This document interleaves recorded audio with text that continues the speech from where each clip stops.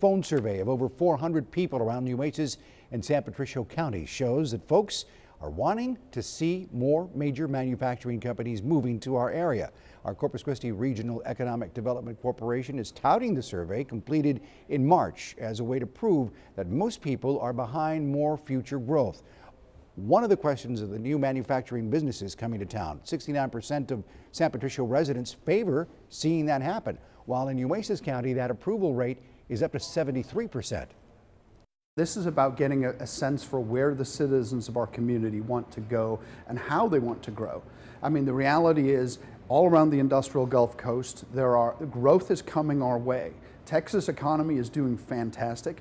We're growing, whether we like it or not, and we wanted to get a sense of where people wanted to see, what types of growth they wanted to see happen. Those surveyed also rated our region's economy. 44% said it was fair, while 34% gave it a good rating.